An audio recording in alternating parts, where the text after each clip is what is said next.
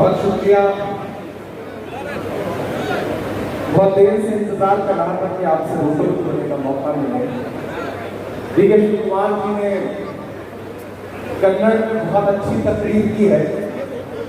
कन्नड़ मुझे पूरी तरह समझ में नहीं आती, लेकिन कन्नड़ जो है वो मोहब्बतों की जबान है और मोहब्बत हमेशा समझ में आती है, इसमें कोई बुराई नहीं।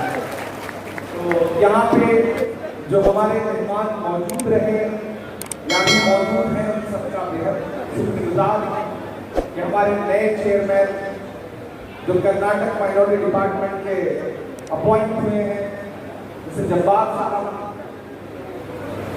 उनकी ओथ हुई, यहाँ पर शामिल हुए आप सारे लोगों के 4 महीने में आप सारे लोग शामिल हुए। मल्लिकार्जुन खड़गे साहब ने बहुत अच्छे से शेर सुनाया आपको। जब वो शेर सुना रहे थे तो मुझे लग रहा था कि आज मेरी कमी को खुद पूरी कर दे रहे हैं, तो मेरे ऊपर लोड कम रह जाएगा। बहुत शुक्रिया, उन्होंने बहुत अच्छी तकरीर की। वीरप्पा मोई जी, सलीम अहमद साहब, रोमिला रेड्डी साहब, रोमलिका रेड्डी साहब, सतीश जी, इसके पाटिल साहब, के.एच. मुनियप्पा जी, डोरा नारायण जी, नासिर हुसैन साहब, हमारे बाकी एमएलए, डीसीसी, सारे मेंटर ऑर्गेनाइजेशन। मैं बहुत बार बेंगलोर आया हूँ, इसी थके हुए दस्ते तलब से मांगते हैं, इसी थके हुए दस्ते तलब से मांगते हैं। जो मांगते नहीं रब से वो सबसे मांगते हैं, जो मांगते नहीं रब से वो सबसे मांगते हैं। वो भीख मांगता है हाकिमों के लहजे में, हम अपने बच्चों का हक भी अदब से मांगते हैं, हम अपने बच्चों का हक भी अदब से मांगते हैं। इस तारीखी पैलेस में आप सारे लोग यहाँ इकट्ठा हैं, नेपाल पैवेलियन में। मैं यहाँ एक बार 2 बार मुशायरे में आ चुका हूँ, आप सबसे बहुत सारे लोगों से मुलाकात हुई है। बीच में जो साथी हैं उनसे गुजारिश करूंगा कि 10 मिनट में आपसे रूबरू हूँ, 10 मिनट आपसे गुफ्तगू करूंगा। अभी बीच में जो शोर शराबा हुआ ये सब होता रहता है, अच्छी फिल्म चलती रहती है तो बीच में विज्ञापन आ जाते हैं, ऐड आ जाते हैं, ये चलता रहता है, ये सब पार्ट है, तो ये सब चलने भी आते हैं, ये सब होता रहता है। मैं किसी सियासी जलसे में शामिल होने के लिए दूसरी बार आया। इससे पहले आया था तनवीर साहब, यहाँ बैठे हैं तनवीर शेख साहब, उनके कैंपेन में मैसूर आया हुआ था, उनके प्रचार के दौरान। रहीम साहब बैठे हैं, गुलबर्गा फीडर आया हुआ था। नारायण राव साहब नहीं रह गए, उनके लिए मैं बसपा कल्याण कैंपेन में आया था। शिवाजी नगर आया हुआ था। इन सारे इलाकों में आपसे रूबरू रहा हूँ। आज आपके बीच में आया हूँ एक अहम मौके पर। मेरे भाई, मुल्क बहुत बुरे दौर से गुजर रहा है। मुल्क एक ऐसे दौर से गुजर रहा है जब इक़्तिदार पर बैठे हुए लोगों को रत्ती भर भी शर्म नहीं रह गई है। वो कुछ भी बोलने से पहले आपके खिलाफ, कुछ भी जहर उगलने से पहले रत्ती भर भी लिहाज नहीं करते। जब पूरे मुल्क के किसी न किसी सूबे में हर दिन ऐसी ऐसी मनहूस खबरें आती हैं कि आपको लगता है कि क्या ये मेरा वही हिंदुस्तान है जिसका साफ कभी पंडित नेहरू जी ने, कभी मौलाना आजाद साहब ने, कभी महात्मा गांधी जी ने देखा था। आपको हर सुबह ऐसा महसूस होता है। ऐसे लम्हे में जरूरत है कि ऐलान खड़ा हुआ जाए, मुत्तहिद हुआ जाए, एकजुट हुआ जाए। आज जो इस प्रोग्राम का नाम है वो टुवर्ड्स यूनिटी एंड होप, जो इत्तेहाद और उम्मीद का नाम इस प्रोग्राम को दिया गया है, इसके मायने बहुत बड़े हैं, इसके मकसद बहुत बड़े हैं। आप कर्नाटक के कोने कोने से आज यहाँ पे इकट्ठा हैं। कांग्रेस पार्टी के हमारे लीडर राहुल गांधी जी ने, प्रियंका गांधी जी ने, हमारी अध्यक्षा सोनिया जी ने मुझे एक जिम्मेदारी दी, मुझसे ये कहा कि आप माइनॉरिटी डिपार्टमेंट संभालिए, काम करिए, लोगों के बीच में जाइए। मैं तो शायर था, आप बताओ शायर मुझे पहचानते थे, मुझे प्यार करते थे। मैंने उनकी बात पर हामी भरी और मैं उनके साथ खड़ा हो गया। लोग मुझसे कहते हैं, मीडिया के साथी कहते हैं कि इमरान आप कांग्रेस के साथ क्यों खड़े हो गए? तब मैं अलग-अलग कहता हूं कि मैं देश के साथ खड़ा हूं, इसलिए कांग्रेस के साथ खड़ा हूं। यहाँ तो लोग बैठे हैं, मैं उनका तो जोश देख रहा था। हम लोग जब चले हैं तो यहाँ तक आने में जिस तरह से आज यहाँ उमड़ करके पूरा कर्नाटक आया है, वो ये बता रहा है कि कर्नाटक की अक़लियत के लोग पूरी तरह से कांग्रेस के साथ खड़े हैं। बीच में चंद लोग आएंगे, आपको बहकाने की भी कोशिश करेंगे, आपको बताने की भी कोशिश करेंगे, बड़ी बड़ी तकरीरें भी करेंगे। वो कहेंगे कि अक़लियतों को कांग्रेस ने पिछले 70 साल में क्या दिया। आपको यह समझना है कि यही सवाल नरेंद्र मोदी भी कहते हैं कि कांग्रेस ने इस देश को 70 साल में क्या दिया। और कुछ मोदी के ऐसे दोस्त भी पैदा हो गए हैं जो आपके बीच में आके कहते हैं कि कांग्रेस ने 70 साल में अक़लियतों को क्या दिया। मैं बताता हूं कांग्रेस ने क्या दिया। वो कांग्रेस ही है जिसने डॉक्टर जाकिर हुसैन को इस देश का राष्ट्रपति बनाया। वो कांग्रेस ही है जिसने फखरुद्दीन अली अहमद साहब को इस देश का राष्ट्रपति बनाया। वो कांग्रेस ही है कि जब सरहद उस बात में सदाएं आ रही थी कि इस तरफ चले आओ तुम्हारा मुल्क ये है, तब जामा मस्जिद की सीढ़ियों पर खड़े होकर के मौलाना अबुल कलाम आजाद ने कहा था कि नहीं, हिंदुस्तान हमारा है, हमारा है, हम यहाँ रहेंगे, हम यहाँ के बाशिंदे हैं। ऐसे वक्त में भी पंडित नेहरू जी आगे बढ़े और आगे बढ़ करके उन्होंने मौलाना आजाद को अपने सीने से लगा करके अपनी कैबिनेट में पहला शिक्षा मंत्री बनाया, एजुकेशन मिनिस्टर बनाया। ये काम कांग्रेस ने किया। वो कांग्रेस ही है जो लोग आपसे सवाल करें, लोग आपसे सवाल करते हैं सोशल मीडिया पर, आप पर तंज करते हैं। कांग्रेस के सिपाहियों, कांग्रेस के अक़लियती सेल के सिपाहियों में आपसे मुखातिब हूं कि ये चीजें याद करिए। जब आप पर तंज किया जाए तो पलट के उनसे कह दीजिए कि हाँ, वो कांग्रेस ही थी जिसने रफी अहमद किरवई को इस देश का कृषि मंत्री बनाया। वो कांग्रेस ही थी जिसने खुर्शीद अहमद को इस देश का लॉ मिनिस्टर बनाया। वो कांग्रेस ही थी जिसने सैयदा अनवर तैमूर को असम का मुख्यमंत्री बनाया। वो कांग्रेस ही है जिसने अब्दुल गफूर को बिहार का मुख्यमंत्री बनाया। वो कांग्रेस ही है जिसने बरकतुल्लाह को राजस्थान का मुख्यमंत्री बनाया। वो कांग्रेस ही है जिसने अब्दुल रहमान अंतुले को महाराष्ट्र का मुख्यमंत्री बनाया। वो कांग्रेस ही है जिसने गुलाम नबी आजाद साहब को कश्मीर का मुख्यमंत्री बनाया। वो कांग्रेस ही है, वो कांग्रेस ही है जिसने आपके सूबे के कई नेताओं को दिल्ली ले जाकर के उन्हें इतनी ताकत बख्शी कि आप सारे लोग उनके चेहरों को पहचानते हैं।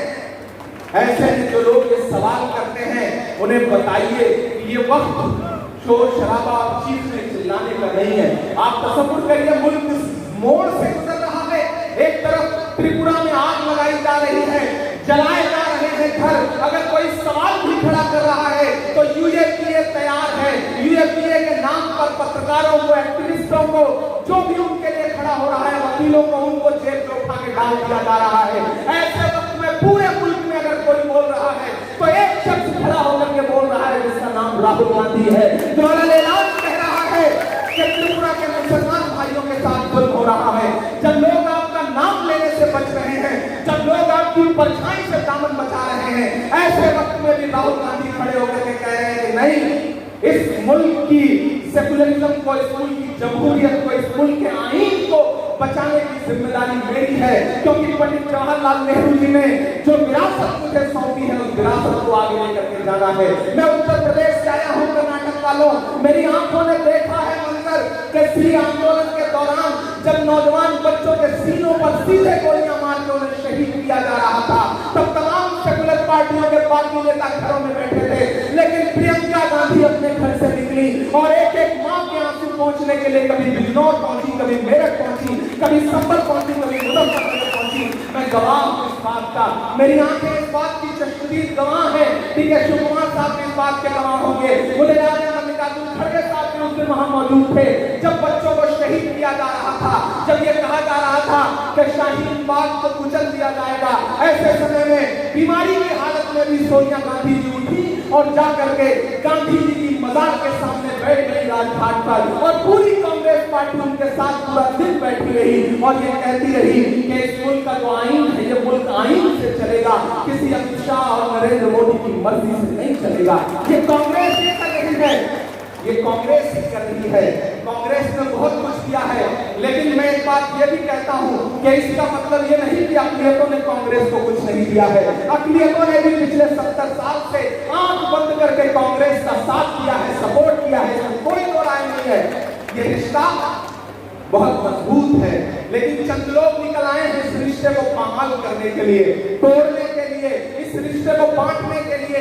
एक बात आपको समझनी पड़ेगी, चाहे आपके कर्नाटक की सरकार हो या दिल्ली की सरकार हो, ये जो फासिस्ट सोच लेकर के हुकूमतें चल रही हैं, अगर इन्हें चाहते हो कि हटाना है, इन्हें इक़्तिदार से हटाना है, तो बहुत समझ समझदारी से फैसले करने पड़ेंगे। यहाँ मौजूद अक़लियत के साथियों से मैं ये कहना चाहता हूँ, बतौर माइनॉरिटी डिपार्टमेंट के चीफ की हैसियत से कह रहा हूँ कि मेरे भाई, ये सच है कि खुदा ने कुछ ऐसा लिख दिया है कि आप इस मुल्क के हाकिम नहीं बन सकते। ये सच है कि आप इस मुल्क के हाकिम नहीं बन सकते, लेकिन उससे भी बड़ा ये सच है कि बिना आपके समर्थन के भी इस मुल्क का कोई हाकिम नहीं बन सकता। ये सच्चाई है। इस सच्चाई की ताकत को पहचानिए। तो मैं आपसे बस इतना कह रहा हूँ कि किसी छोटे मोटे सवाल के लिए बहुत बड़ी उम्मीदों का सौदा मत कर लेना, झांसे में मत आना। आपको बहकाने के लिए मैं किसी पार्टी का नाम नहीं लूंगा। छोटी छोटी पार्टियां निकल करके आएंगी जो आपसे कहेंगी कि अक़लियतों के लिए हम लड़ रहे हैं, लेकिन आप मुझे बताओ, जब वर्ल्ड कप में पाकिस्तान से इंडिया मैच हार गई, खेल में हार जीत चलती रहती है, जब मोहम्मद शमी के बच्चों तक को गालियां दी जा रही थी, तो सिर्फ राहुल गांधी खड़े हुए, उन्होंने ऐलान ट्वीट करके कहा कि राहुल गांधी आपके साथ खड़ा है मोहम्मद शमी। जब विराट कोहली को गाली दी जा रही थी, तब राहुल गांधी उठे और उन्होंने कहा कि राहुल गांधी आपके साथ खड़ा है। मेरी आंखों ने देखा है कि सरहदों पर बैठे हुए, दिल्ली की सरहद पर बैठे हुए 400 से ज्यादा किसान शहीद हो चुके हैं, 400 से ज्यादा किसान शहीद हो चुके हैं, लेकिन इस देश के प्रधानमंत्री के काम पर चुन नहीं रही है।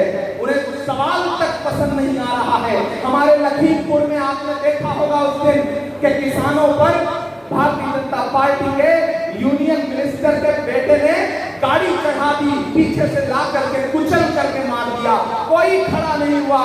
प्रियंका गांधी खड़ी हुई और मैंने देखा है, मैं उस समय मौजूद था, मेरी आंखें गवाह हैं कि जब लखनऊ से लखीमपुर की सड़कों पर प्रियंका जी निकली हैं, तो ऐसा लग रहा था कि प्रियंका गांधी नहीं बल्कि इंदिरा गांधी चल रही हैं। और उन्होंने जा करके उन किसानों के परिवारों के आंसू पोंछे और आंसू पोंछ करके ये कहा कि कांग्रेस आपके साथ खड़ी है।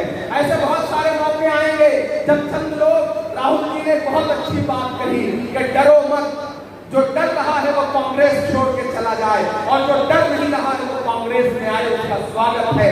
इस बयान के मायने बहुत बड़े हैं मेरे अक़लियत के साथियों, इस बयान के मायने बहुत बड़े हैं।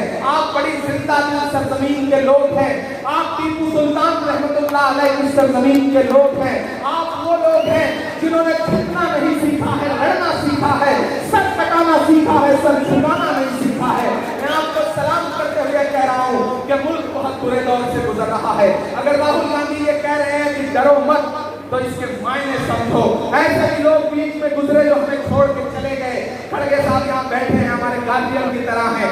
चंद लोग छोड़ के चले गए, कोई सिंधिया चले गए, कोई जतिन प्रसाद चले गए। मीडिया के साथियों ने मुझसे कहा कि इमरान साहब को छोड़ के चले गए, उन पर आप क्या कहते हैं? मैंने कहा इनका सवाल हमसे मत पूछिए, ये वो लोग हैं जिनके वालिदैन तक तो कांग्रेस पार्टी ने अपने खून पसीने से सींचा है। आज अगर वो छोड़ के चले गए तो उनका सवाल हमसे नहीं, उनसे पूछिए। बेटा अगर बाप को छोड़ के चला जाए तो सवाल बाप से नहीं बल्कि बेटे से पूछा जाना चाहिए। जो लोग जा रहे हैं उन्हें जाने दीजिए, क्योंकि कांटे गुल के साथ नहीं चल सकते हैं, कांटे गुल के साथ नहीं चल सकते हैं, बुज़दिल खुल के साथ नहीं चल सकते हैं।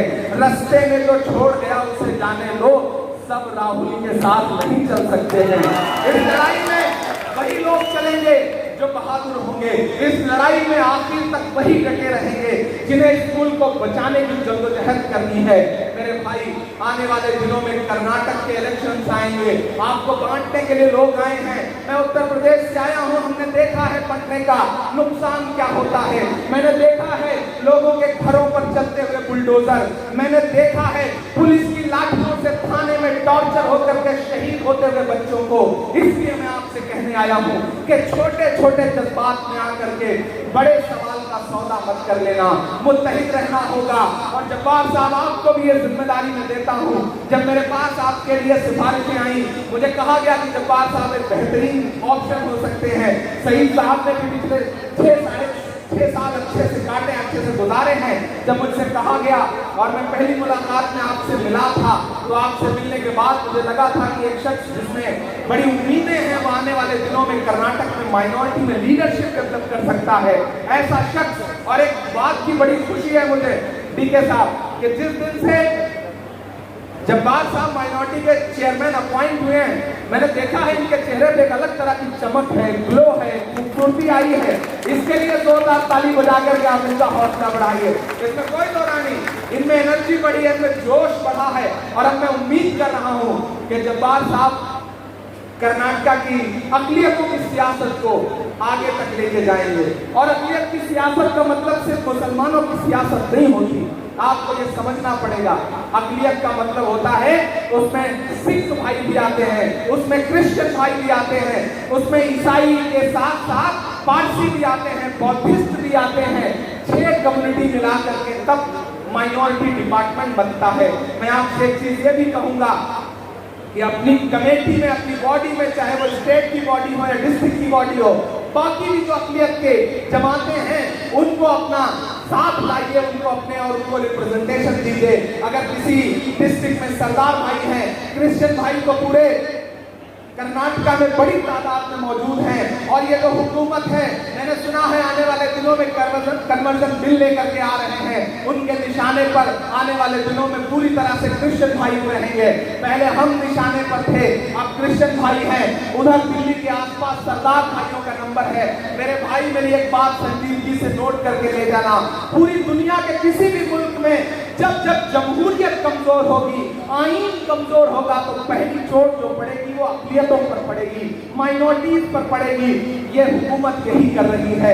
ये हुकूमत ऐसी हुकूमत है कि जिसने आपको तोहफे में महंगाई दी है, आपको तोहफे में शहरों के नाम बदलने की एक रवायत शुरू कर दी है। खुद कुछ नहीं कर पा रहे हैं, बस दूसरी इमारतों पर ठप्पा लगाने के अलावा कुछ नहीं कर पा रहे हैं। मैं यहाँ खड़ा होकर के आपसे कह रहा हूँ कि नया पाने की चाहत में पुराना छूट जाता है, तुझे अपनाऊं तो मुझसे जमाना रूठ जाता है। मोहब्बत पढ़ने लिखने में बहुत आसान है, लेकिन मोहब्बत को निभाने में पसीना छूट जाता है। आप जो कर्नाटक के कोने कोने से आए हैं, मैं तमाम बुजुर्गों को देख करके ये अंदाजा लगा रहा हूँ कि इसमें तमाम कांग्रेस के ऐसे सिपाही हैं जो पिछले 30 साल से, 35 साल से, पिछले 25 साल से कांग्रेस का झंडा अपने हाथों में ढो रहे हैं। शायद उन्हें बदले में कुछ ना मिला हो, लेकिन फिर भी कांग्रेस के लिए उनकी मोहब्बत ऐसी है कि उन्होंने कांग्रेस के झंडे को झुकने नहीं दिया है। मैं आपको सलाम करता हुआ ये कह रहा हूँ कि आप जब्बार साहब तक आइए, अपनी परेशानियां, अपनी दुश्वारियां, अपने मरासिम लेकर के जब्बार साहब तक आइए। अगर ये आपकी बात नहीं सुनते हैं तो मैं AICC में बैठा हूँ, दिल्ली आइए, मैं आपको सुनने के लिए तैयार हूँ। और जिस दिन से मैं माइनॉरिटी डिपार्टमेंट का चेयरमैन बना हूँ, मेरी दूसरी एक जिंदगी थी। मैंने उस जिंदगी को एक किनारे रख करके मुझे याद है कि 2019 में जब राहुल जी से मेरी मुलाकात हुई तो राहुल जी ने मुझसे कहा था कि इमरान, तुम मसलों पर शायरी पढ़ते हो, तुम मुद्दों को नस्ब बना करके लोगों के लिए दुनिया के सामने रखते हो। तुमने नजीब की माँ के आंसुओं के लिए नस्ब पढ़ी है, तुमने पहलू खान की माँ के आंसुओं के लिए नस्ब पढ़ी है। अगर इन मसलों के हल चाहते हो तो सियासत में आओ, क्योंकि सियासत को अच्छे लोगों की जरूरत है। मुझे राहुल जी की बात पे यकीन आया और मैं उनके साथ खड़ा हुआ। और जिस दिन से उन्होंने मुझे माइनॉरिटी डिपार्टमेंट का चेयरमैन बनाया है, उस दिन से मैंने अहद किया है कि मैंने खुद को आपके लिए वक्त किया है। मैं आपके साथ खड़ा हूँ जहां भी आपको मेरी जरूरत महसूस होती है। हैरी साहब मेरे पास आए जिस दिन पहली बार, उनसे बातचीत के बाद जब उन्होंने जब्बार साहब के लिए ये कहा कि इमरान साहब, जब्बार साहब एक बेहतर ऑप्शन है, आप उन्हें चेयरमैन बनाइए, हम उनके साथ खड़े होंगे और पूरे सूबे में उनको दौड़ाएंगे, उनसे काम लिया जाएगा, पूरी PCC उनको सपोर्ट करेगी, DK शिव कुमार साहब उनको सपोर्ट करेंगे। जब उन्होंने मुझे ये एतमाद दिलाया तो मुझे यकीन हुआ कि जब्बार साहब की उम्र भले थोड़ी सी ज्यादा हो गई हो, लेकिन अल्हम्दुलिल्लाह अभी वो जवान है और उनके दौड़ने में कोई कमी नहीं रहेगी, इसमें कोई दोहराई नहीं है। जब्बार साहब से पहले दिन मैंने यही कहा था कि जब्बार साहब आप 60 के पार हैं, मेरी अभी 35 से भी कम है, हमारे आपके बीच में उम्र का बड़ा फासला है, दोनों हम साथ कैसे चल पाएंगे। तो जब्बार साहब ने कहा था कि मैं टीपू सुल्तान रहमतुल्लाह अलैह की सरजमीन से हूँ, आप मुझ पर यकीन करके देखिए, मैं दौड़ भाग में कोई कमी नहीं छोड़ूंगा। तो मुझे पूरा यकीन है कि जब्बार साहब इस सफर में आगे बढ़ेंगे। एक दो बातें आपसे बहुत अलहदा कह रहा हूँ, कर्नाटक वालों आप खुशनसीब हैं कि आपके यहाँ से बड़ी लीडरशिप दिल्ली जाती है। कांग्रेस की लीडरशिप हमेशा आपके सूबे पर बड़ा एतमाद करती है। अभी भी यूथ कांग्रेस का प्रेसिडेंट आपके सूबे से है, हमारा भाई श्रीनिवास, और मुझे इतना कितना फख्र होता है। अभी एक मीडिया के साथी ने मुझसे बनने के बाद इंटरव्यू में कहा कि राहुल गांधी जी कहाँ हैं, कोविड के दौरान राहुल गांधी जी कहाँ थे। मैंने कहा मैं फर्क बताता हूँ, राहुल गांधी जी के बारे में अगर सवाल पूछ रहे हो कि कोविड में राहुल गांधी कहाँ थे, तो बस एक फर्क महसूस करना कि हमारा यूथ कांग्रेस का प्रेसिडेंट है श्रीनिवास, वो पूरे कोविड के दौरान सांसें बांट रहा था, ऑक्सीजन बांट रहा था दिल्ली में बैठ करके। और एक तरफ भाजपा का यूथ विंग है, उसका जो प्रेसिडेंट है उसका नाम है तेजस्वी सूर्या, बदनसीबी से वो भी आपके शहर से हैं। वो क्या कर रहे थे, बेंगलोर के कोविड केयर में जाकर के हिंदू मुसलमान की लिस्ट चेक कर रहे थे। एक तरफ हमारा यूथ विंग का प्रेसिडेंट है, एक तरफ कांग्रेस पार्टी का यूथ विंग का प्रेसिडेंट है जो सांसें बांटता है, और एक तरफ भाजपा का यूथ विंग का प्रेसिडेंट है जो हिंदू मुसलमान करता है लाशों के बीच में भी जाकर के। आपको तय करना है कि आपको तेजस्वी सूर्या चाहिए या श्रीनिवास चाहिए। राहुल गांधी की परवरिश से श्रीनिवास पैदा होते हैं, राहुल गांधी जी की परवरिश से श्रीनिवास जैसे लोग आगे बढ़ते हैं, इमरान प्रताप गढ़ी जैसे लोग आगे बढ़ते हैं। लेकिन मोदी जी और जेपी नड्डा और अमित शाह की परवरिश से तेजस्वी सूर्या जैसे लोग आगे बढ़ते हैं। देश को तय करना है कि उसे कौन चाहिए, देश को तय करना है। राहुल गांधी जी इस तरह के नौजवान तैयार कर रहे हैं, और आज आते हुए मुझे खुशी हो रही थी। मैं एक नई कांग्रेस देख रहा हूं, एक नई ऊर्जा देख रहा हूं लोगों में। यहाँ जो 4 फीट नीचे बैठे हैं, मुझे डीके साहब का एक सिस्टम बहुत अच्छा लगा कि स्टेज पर कोई नेता नहीं बैठेगा, वो भी नीचे बैठेगा, वो भी जनता के बराबर बैठेगा। और मैं कोशिश करूंगा कि मैं यूपी लौट करके मैं प्रियंका जी से कहूं कि यह सिस्टम यूपी में भी लागू किया जाए। यह बहुत शानदार सिस्टम है, यह अच्छा सिस्टम है, और मैं कोशिश करूंगा कि माइनॉरिटी डिपार्टमेंट के ज्यादातर फंक्शन में यह सिस्टम लागू हो सके। मैं तो आपसे एक बात मैं शुरू में भी कह रहा हूं, आप पिछले 30 साल से आपकी पेशानी की छुर्रियां बता रही हैं कि आपने कांग्रेस को बहुत कुछ दिया है, आपने अपने कंधों पर कांग्रेस को ढोया है। आप वो लोग हैं कि हुकूमत रही हो या न रही हो, आपने कभी कांग्रेस के झंडे को झुकने नहीं दिया। आप हैं तो हम हैं, आपकी वजह से हमारा वजूद है, हम आपको सलाम करते हैं। और अब तक माइनॉरिटी डिपार्टमेंट कैसा चला, दिल्ली से कैसा चला, यहाँ से कैसा चला, वो छोड़ दीजिए, अब आपकी उम्मीदों के मुताबिक चलेगा, ये मैं आपसे वादा कर रहा हूँ। मैंने जब्बार साहब को अपना नायक बना करके आपके सामने पेश किया है। जब्बार साहब के सामने अपनी बात रखिए, हैरिस साहब का दामन पकड़िए, उनसे कहिए कि आपका काम करवाएं। आपके जो बाकी एमएलए हैं, तनवीर सेठ साहब, रहीम साहब, कलीस फातिमा साहिबा, यूडी कादिर साहब, इन सब का दामन पकड़िए, इनसे कहिए कि आपके लिए खड़े हो। एक बड़ी बात यहाँ कह रहा हूँ, बहुत बड़ी लीडरशिप बैठी है। अक्सर एक शिकायत आती है कि कांग्रेस ने क्या दिया।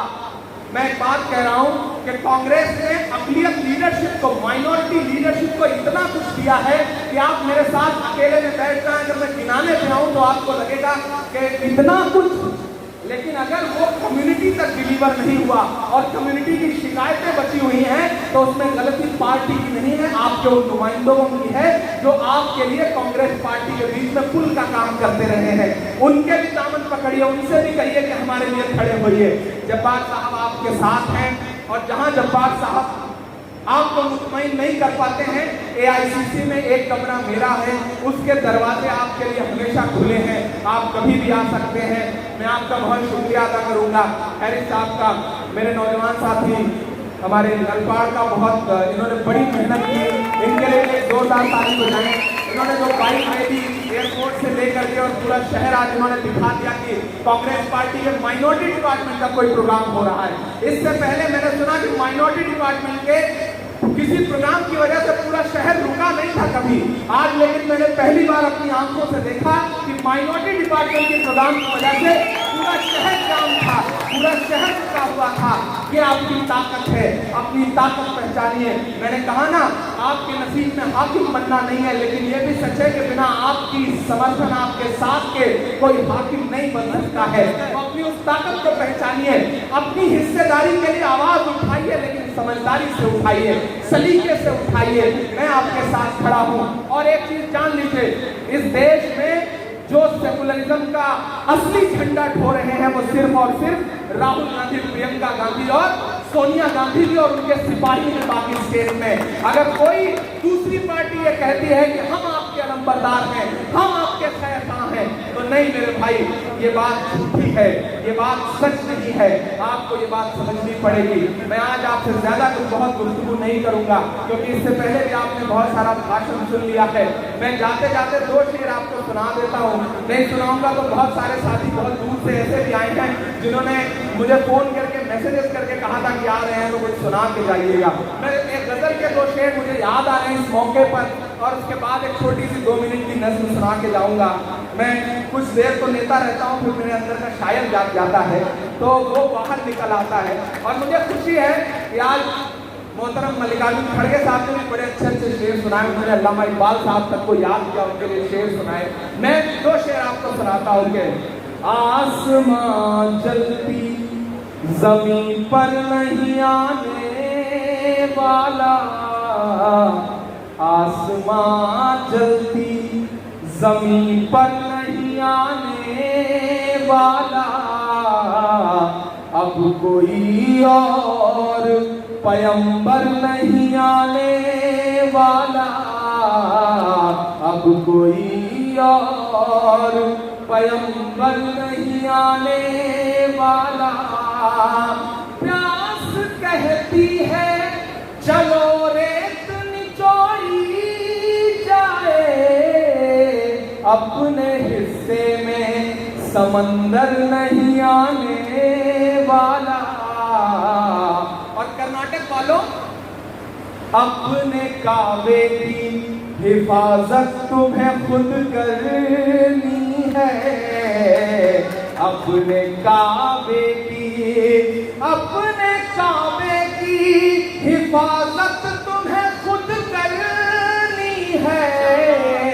फिर अबाबिलों का लश्कर नहीं आने वाला, फिर अबाबिलों का लश्कर नहीं आने वाला। जुटिए, डरिए मत। राहुल जी कहते हैं ना कि डरो मत। कांग्रेस का एक एक सिपाही अलग ऐलान अब कहना शुरू करे कि नहीं, हम इन फासिस्ट ताकतों के पुलिस के डंडे से नहीं डरेंगे, तुम्हारे यूएपीए से नहीं डरेंगे, तुम्हारे जुल्म से नहीं डरेंगे, क्योंकि हम कांग्रेस के सिपाही हैं। हमारी परवरिश जो है वो पंडित नेहरू, मौलाना आजाद से लेकर के और राजीव जी और इंदिरा गांधी तक हुई है। हम डरेंगे नहीं। कि मत समझना डराने से डर जाएंगे। आप बहुत थक गए, मैं जानता हूं, पिछले 4-5 घंटे से आप बैठे हुए हैं, लेकिन मैं थका हुआ बेंगलोर नहीं देख सकता। मुझे जिंदा दिल बेंगलोर चाहिए, मुझे जोश और जज्बे वाला बेंगलोर चाहिए। कि मत समझना डराने से डर जाएंगे। माइक थोड़ा सा बेहतर कर देंगे। मत समझना डराने से डर जाएंगे, अब के सारी हदों से गुजर जाएंगे। मत समझना डराने से डर जाएंगे, अब के सारी हदों से गुजर जाएंगे। मौत के नाम का खौफ देता है क्यों? मल्लिकार्जुन जी किसी दिन मोदी जी से कह दीजिएगा कि मौत के नाम का खौफ देता है क्यों? मौत जिस रोज आएगी मर जाएंगे।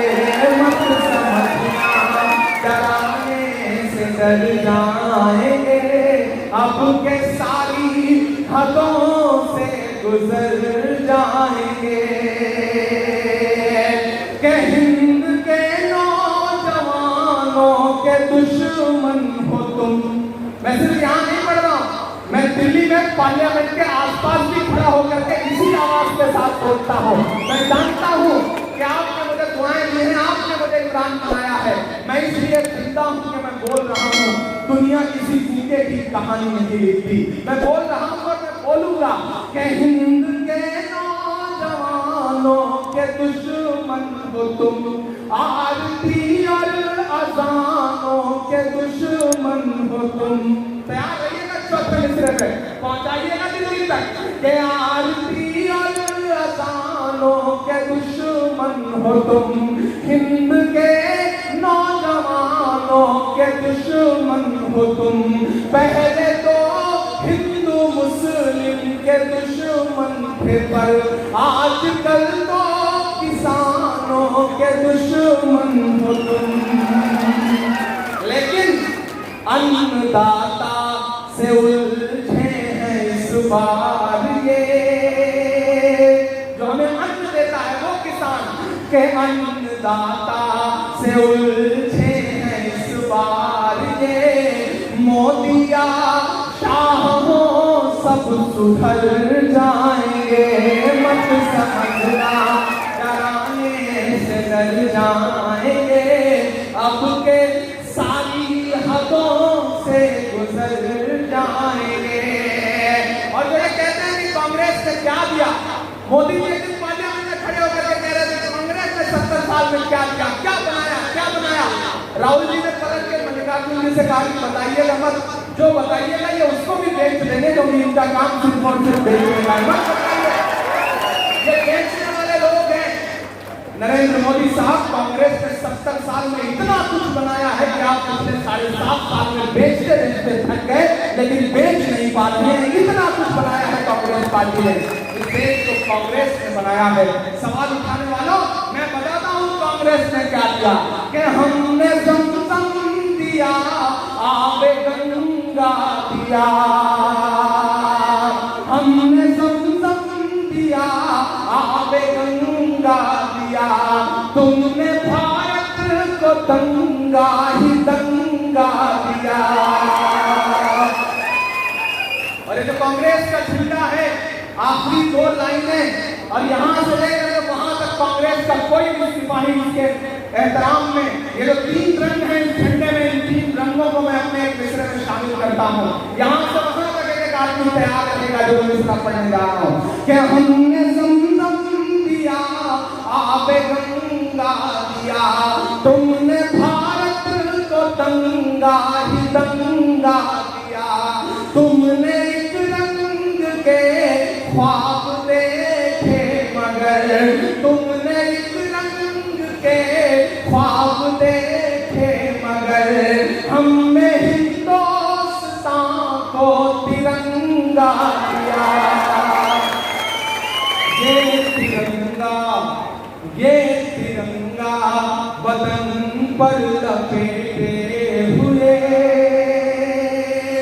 ये तिरंगा बदन पर लपेटे हुए, एक दिन इस ज़मीन में उतर जाएंगे, मत समझना डराने से डर जाएंगे, अब के सारी हदों से गुजर जाएंगे। बहुत मुबारकबाद जब्बार साहब, एक नया सफर आपका इंतजार कर रहा है। सईद साहब आपका बहुत शुक्रिया, आपने जिस मोहब्बत से डिपार्टमेंट को चलाया है। अब जब्बार साहब की जिम्मेदारी बनती है कि उसे और आगे ले जाएं। कुछ होना कुछ पाना चलता रहता है, सांसों का अफसाना चलता रहता है। ये डिपार्टमेंट पूरी मेहनत के साथ एक माहौल तैयार करे पूरे कर्नाटक में, पीसीसी के हाथों को मजबूत करे, और आने वाले दिनों में ये जो भारतीय जनता पार्टी की फासिस्ट सरकार है, इसको कर्नाटक से उखाड़ फेंके, कर्नाटक से उखाड़ फेंकेंगे तो सबसे बड़ी चीज जो होगी वो हमारी होगी। ये शहर, मुझे खुशी है कि मैं शहर में खड़ा हूँ। सीके जाफर शरीफ साहब यहाँ से रहे, जो इस डिपार्टमेंट के पहले चीफ भी हुआ करते थे, पहले हेड भी हुआ करते थे। मेरे चरणों में उनकी विरासत को आगे ले जाने की जिम्मेदारी है। रहमान खान साहब का भी शहर है ये। मैं सबको खराज भी पेश करता हूँ, मैं याद भी करता हूँ, और आपसे बहुत मोहब्बतों के साथ मिला लेता हूँ। एक बार फिर से मेरे साहब को इस खूबसूरत इत्तेहाद और उम्मीद नाम के प्रोग्राम के लिए मुबारकबाद देता हूँ। आने वाले दिनों में आपसे मुसलसल मुलाकातें होंगी। मैं सिर्फ बेंगलोर तक नहीं रुकूंगा, मैं इनके साथ कर्नाटक के अलग अलग इलाकों में, अलग अलग हलकों में जाऊंगा। मैंने इनसे कह रखा है कि बेंगलोर में ये पहला प्रोग्राम है आपके चार्ज लेने का, इसे कर लीजिए। इसके बाद मुझे ले चलिए बाकी शहरों में, जो कर्नाटक के बाकी इलाके हैं, वहां ले चलिए, वहां लोगों से मुलाकात की जाएगी। बहुत शुक्रिया, बहुत मोहब्बतें।